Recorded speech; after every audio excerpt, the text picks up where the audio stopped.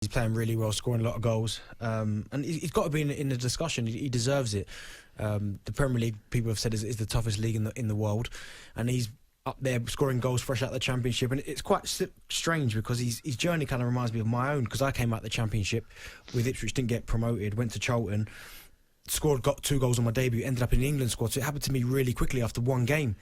So it's quite staggering how well he is doing. And to be fair, as you said there, Ali, a lot of people kind of questioned him whether he could step up. I remember, I think it was David O'Leary, I think he even came out and said something about Leeds, I don't think can just rely on Patrick Bamford, they need to go and sign somebody else. And I remember speaking to Patrick and him saying, well, that's obvious, you can't go into a Premier League season with just one recognised striker, you need to add quality additions. But he's kind of took that challenge on the chin and gone, well, you know what, I'm going to prove to everybody, not only the Leeds supporters but everyone else around, that I'm good enough to score goals in the Premier League. And he's certainly doing that. Can that be quite difficult as well when you're taking that kind of criticism and you haven't even kicked a ball in the Premier League yet?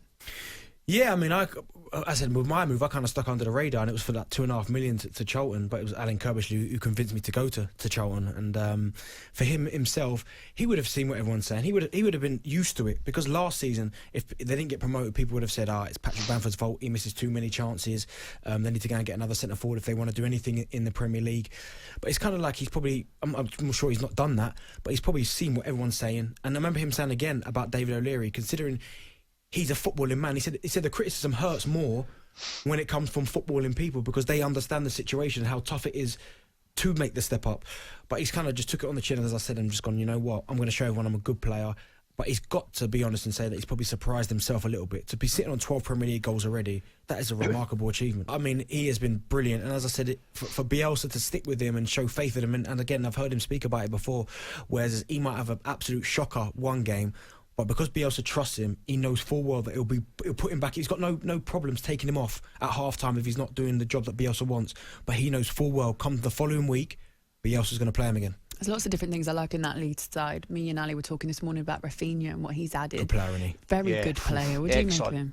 I really like him. He, like left foot, really composed on the ball, and he's another one as well. He's got that little bit of quality. I remember, I think it was his goal against Everton. Great finish as well. Just waited, and just stroked into the far corner.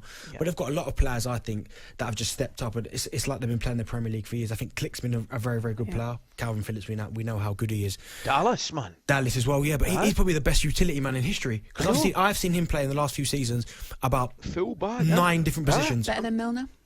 Oh, that's a toughie, that. Oh, come on. In terms of a utility player? He's the Ali McCoy to the football world, isn't he, in terms of what Ali is to talkSPORT? We can literally take Ali off this show and put him on any show and it would feel like it's his. It's excellent. That's a good analogy. I'd like to hear you a late night, Ali. Can you imagine what you'd be like? Ghosting on Sports. Ghosting and Cundy would destroy me.